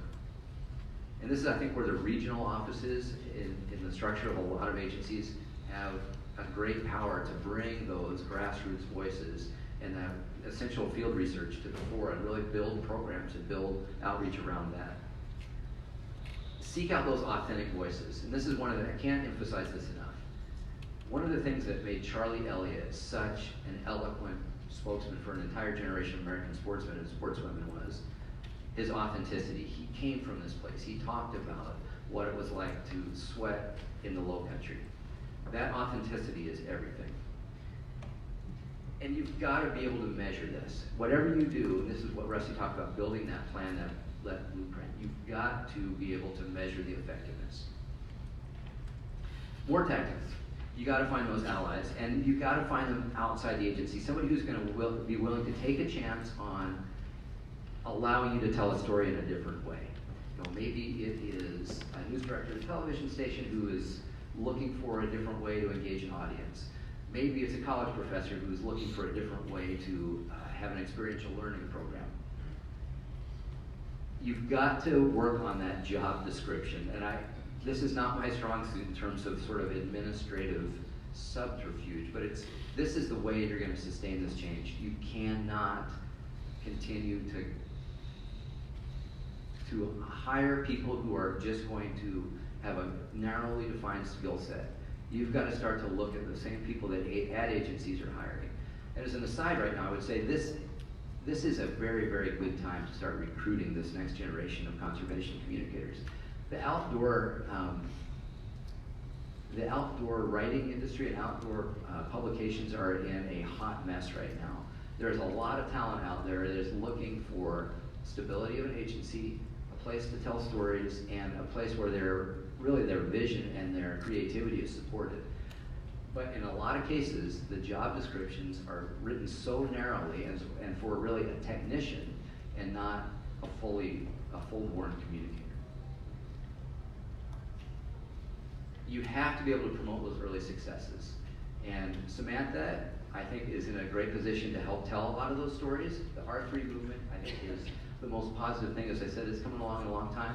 But by really tying in what you can do in terms of bringing more license dollars in, having more outreach with non-traditional people, increasing awareness of state wildlife management areas, all of the things that are important to the department's livelihood, those are all measurable things that you can report on as a demonstrated part of the success of your program. Last family picture. This doesn't necessarily look like success. This is my dog Nellie, who's always in trouble. I don't know where she delved this bone up, but it's not nearly an old enough bone. So what does success look like? Let's say you've implemented this, you are well on your way to expanding the role of conservation communication within your department. What does it look like? Well, you get a lot more engagement. You will see more people come to meetings. You will see more of all of the things that the magazine feature intends to do, raise awareness of that programmatic change, but you're going to be doing it organically, not because somebody gets the administrative necessity to add a law enforcement provision in the code. You're going to get broader understanding of the agency and its wider purpose. And to me, this is the mission critical part of what you need to do. This is where you stand on equal footing with all of the people who really are bringing wildlife back and now managing it into the future. And the last one, the acceptance as a peer partnered by collaborative agencies, sounds a little bit obtuse. Let me give you an example of this. Anybody here from Colorado? So there was you're probably intimately familiar with this more than I am, but there was legislation that didn't pass to bring hunter education into schools as part of a natural history program or Colorado wildlife program. I think it's a great idea as a hunter educator myself to bring hunter education to more people. But the teachers union and a lot of the education agency in Colorado really felt like, well, these are the hunting and fishing marginalia. This is really a niche group that wants to start to influence public education in Colorado. And my understanding is the agency was kind of marginalized. I think if we can do our job right by talking about the cultural heritage of wildlife and how we manage it for the future generations, that gives us more standing to say, this is not just about gun safety, this is about creating citizens who are aware of wildlife management and safe firearms use as a way to achieve it. I think if we do our jobs right, it elevates the importance of not only our jobs within the agency, but the agency itself. I think we also get greater traction. We get increased revenue. We have those broader collaborations. We have happier colleagues, including the people who sit right across from you, people who have that renewed sense of purpose about what in the world are we doing here, that we're not just responding, we're initiating. And I think that really, if we do it right, it gets at what all of these groups are looking at in terms of how in the world can we be more relevant to people who have never heard of our state agency and have no idea what we do? You're gonna fail. You're gonna fail along the way. This is not gonna be an easy thing. As Rusty said, you have to have the strength of your conviction to keep going, and you have to have those strategic alliances that are gonna allow you the room to succeed. You're gonna have to fight for outcomes. You can't hear no the first time. You can't hear no the second time. You've got to find ways to get to yes in, maybe it's small things. Maybe it's not that grandiose plan that you're then going to have to fund, as Rusty mentioned, but it's a part of it that plugs into a much larger program. I would say start small. You have a bunch of partners that you need to use. You need to, as Rusty said, steal and poach and share it with this group of colleagues. A lot of you guys are already doing it well, but it's being hidden by those larger sort of umbrella expectations of the department.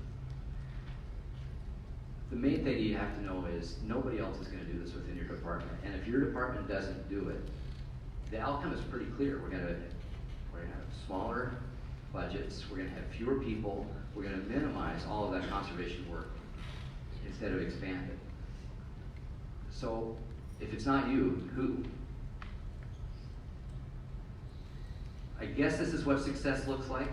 What I would say is, in closing, we have to bring in a lot more diversity into our mix. This is one of the things that the agency relevancy groups are all talking about, is typically from not only a regional, I would say an academic, but also a demographic profile, we tend to replicate ourselves. As you know from wildlife management, that's not a recipe for success. We've got to diversify. And so I think as you're thinking about ways to reach out to different people, to bring new colleagues into the mix, you've got to start talking to people who don't look like you or come from where you did. So there was a few arms crossed, there was a few nods of agreement, a few more people are saying, how in the world do we actually do this in the real world? So I'd like to talk about that a little bit. Let's talk about questions, let's talk about how in the world you implement this.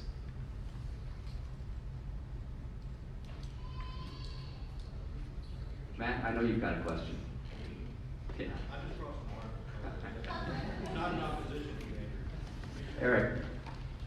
When you were running Outdoor Life, I imagine almost every day somebody came to you with a new idea or a story to pitch or something you should write about or talk about, business proposition, you should try this or go over here. How did you develop the skills to say no and to focus on what really needed to happen? I don't know if everybody heard that, but so I was the editor-in-chief of Outdoor Life for 8 years, and there's a funnel that ends at my desk of queries and partnership opportunities. How do you say no, and how do you decide which ones are worth pursuing? You know, in some ways, in the business world, it's a little easier. Does this make money? Is this gonna be a one and done thing, or is this a long tail sustainable partnership? So that's one. That was one filter, but I think that's a pretty good filter to apply to this. Does this improve your mission? Does this improve your ability to make new partnerships, to increase your outreach, to do all those sort of metrically important things to prove that you're growing your business unit? But the second thing I think is so that's the quantitative side. There's a qualitative side to work that I think is a lot harder to judge. And that's what you're seeing when you get all of those expectations to work on this project or that project. Some of the projects that you get can be accomplished within a division that has nothing to do with conservation information. It's just that you're the easy out for a lot of these things. So those are the easiest ones. Those are the ones that you need to get used to saying no to. I think the harder ones are the ones that bridge gaps. So I think a good example of that is chronic wasting disease. CWD, I would argue, is sort of the most perilous moment in wildlife management of our times. It has a wildlife management component, but it has a huge public outreach component. And that public outreach component has the ability to absolutely influence participation in what we do. So That's one where you say, yeah, we know this is an imperative for the wildlife division, we know this is an imperative for the agency, but let me model a plan of outreach that takes in everything that we talked about today. We're not serving the department here, we're serving the public. I think you need to find those, and there's usually no shortage of finder's fees for those, but when they come down, you need to have that awareness and really that room to say, yeah, this is one that we need to be all in on versus no, this one is a secondary or a third level priority. Yeah. So more specifically, when I'm a biologist and I come into your office and I say, give me a logo for this, I think it'd be great if you could have a logo. What do you tell that guy? So why don't you go design it? You know what it wants to look like. I'll be happy to edit it and be your design critic. But those are things that we have traditionally said, oh, sure, we'll do that. But when you push back and say, actually, why don't you draft something and let me see it? It actually gives them, in a lot of cases, not always by any means, but in a lot of cases, it kind of gives them the permission, like, whoo, you know what? When I was a kid, I was a pretty good designer. I'm going to kind of dust off some of those skills and bring something to you. It may not ultimately save a lot of time because of the back and forth, but it also starts to give them the permission to do some of the things that just from job descriptions or their own workload, they've not really been able to have the space to think about. It's not going to always work. That's a happy example. The unhappy example of that is, no, you're better at this. This is your job. And when that pushback happens, then it really does come to that division administrator role, Jennifer, where you have to protect the people who you expect to do bigger work. And that is not a casual thing. That's a really hard thing to say to your boss, to say, I need cover on this.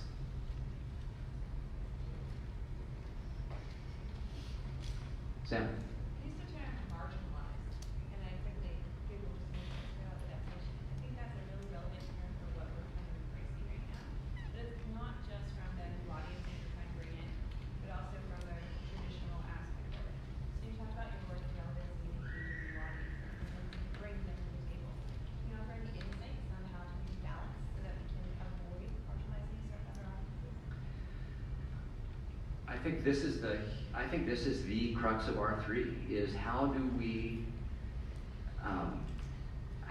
retain the expectations of that core constituency, the ones who brung us here, and confirm that the agency still cares about them, but also that we bring in, maybe not deliberately marginalized, but just people who've been left out of the discussion entirely. This is where we can spend an entire time talking about mentoring here, but to me this is one way where you can really scratch the best intentions of an existing traditional constituent by saying, please pass on what you know. The problem with mentoring is it doesn't scale very well. It's at its best when it's one to one to one to one.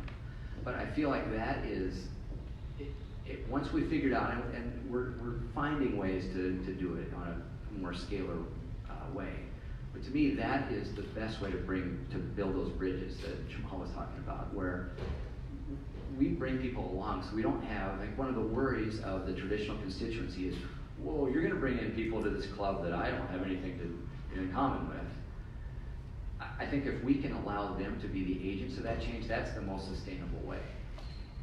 If they don't, I don't think that changes what we do. We still need to bring in new people and introduce what we do to new people. We haven't talked at all about education, but I think our hunter education programs are due for a huge overhaul to really reach out to this new audience who doesn't come to hunter education on their own because they don't know anything about it. So that, I think, could be one of those ways that the department uses a traditional outreach method and structure to bring in new people, but that's a topic of a whole different day. Did that answer your question at all? So I think it's, even from a professional context right now, right? When people leave this conference and take some of the work you guys for Rusty and themselves, they probably are going to put people in a position in conversation. Is there ways to mitigate that? Ways to mitigate.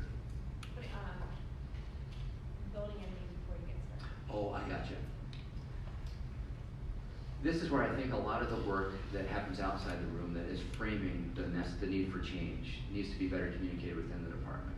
People, including within these divisions, are hunkered down a lot. They hear about some of the demographic changes, about some of the license cliff that's approaching, about how we are not bringing in a new generation of constituents. They get it, they hear it, but they haven't delved into it and really looked at what this means for their agency. I think a lot of agencies think, actually, we're pretty good right now. It's not bad. I think that's the message that needs to be communicated more. That information is out there. I think wildlife managers need to hear it, fisheries biologists need to hear it, IT folks need it. It has to be central to the whole department. And I think the directors, this new generation of directors, is getting it and doing a good job of communicating it, but I'm not sure how it's really permeating the culture of the agency right now. So to answer your question more specifically, Samantha's question was, how do you continue this discussion with basically you've got the arms crossed even before you get to what we want to do. And I think just that contextual realization that if we don't change, we're going away, it can't be overstated. Micah? Can you tell us a little more about Powder Hook and what niche they're trying to fill? Sure. I mentioned a little bit about this mentoring and the difficulty of scaling it. Powder Hooks has a number of different missions, but certainly one of its biggest is using technology as that bridge. Basically building a community where existing hunters, fishermen, sports people can express themselves with the express purpose of extending a hand to other people who are joining the community without any of that experiential background. So basically it's a good place to say, I want to go catch a trout this weekend, where do I go? And with the dialogue of people who know where to go catch the trout, serving the people who don't, in the digital ecosystem, the mobile ecosystem is a way to start to develop those connective tissues between this community. At its most fully formed expression, these are manifested as mentorships, where people who have created a relationship within the Powder Hook ecosystem are now in the field together, sharing the experience. And that is by far the hardest part. As I mentioned, mentoring is at its best when it's a handmade relationship. So it's really hard to use the distance of a mobile device to start to bridge those barriers, but that's the goal. Other questions?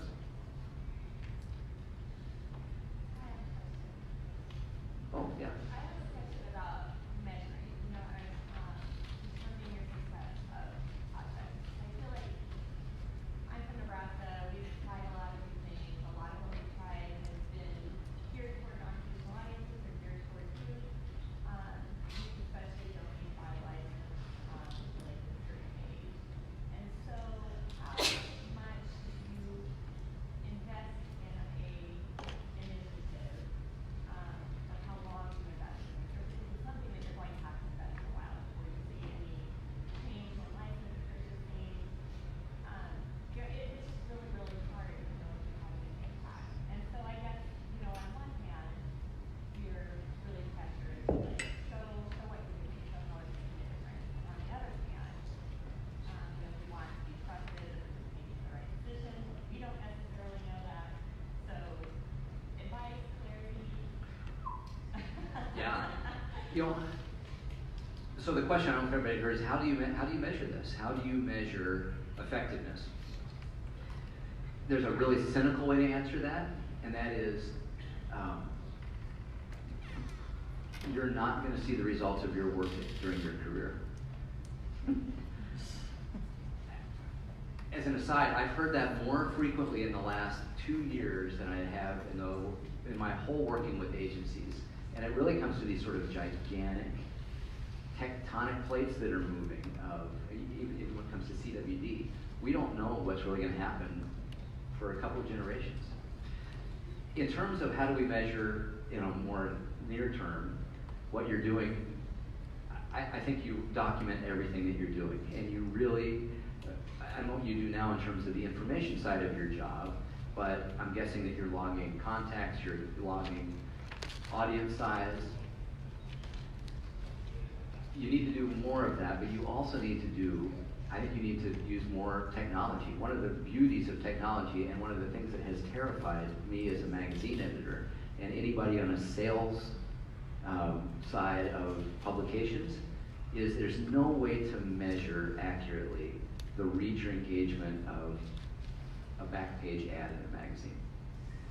You know, there are all these metrics that get close, but nothing is really a linear comparison that really gets at how many eyeballs saw it. Digital technology does that.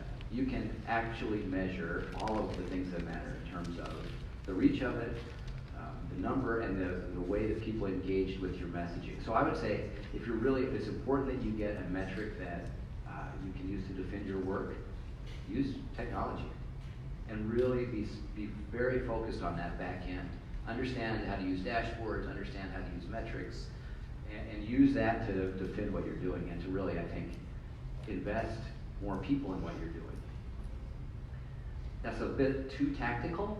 I think your question was a little bit more strategic than that. But I think one of the things that we see nationally is there is no disagreement about the need to get different people involved in what we do.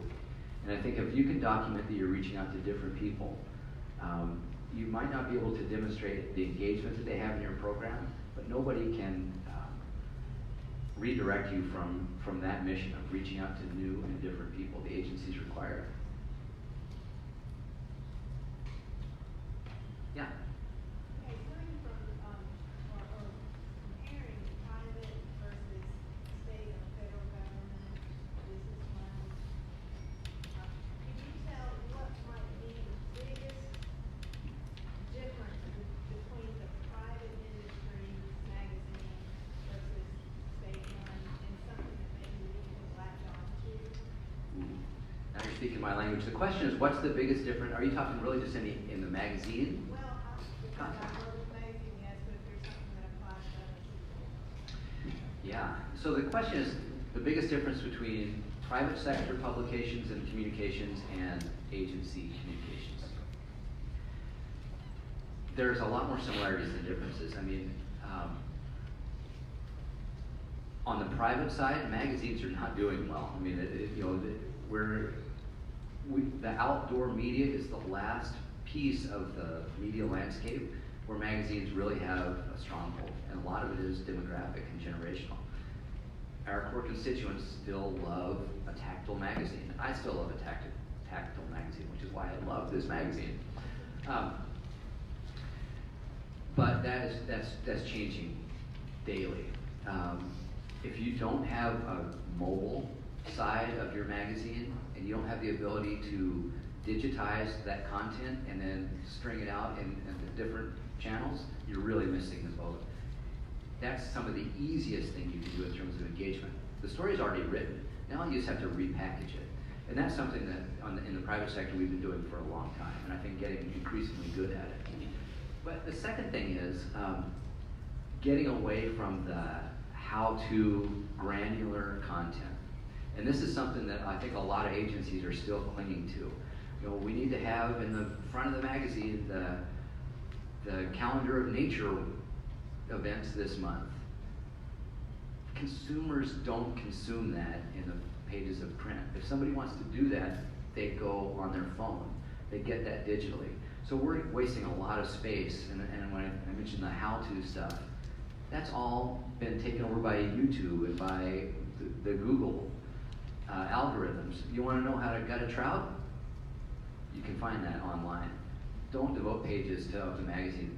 Tell essential stories. Use this as a storytelling platform. And I think if you give yourself permission to do that, you're going to be amazed at the number of untold stories out there and different ways of telling stories. Maybe it's visually, maybe it's with words, maybe it's with that first person. we have a saying at Outdoor Life, when we go on a trip or we report on being out and about, and we call it a come along adventure. The idea is you want to transport a reader to that experience. And I think wildlife magazines can do that better than any other medium. But you've got to get away from that agency construct of telling a programmatic story.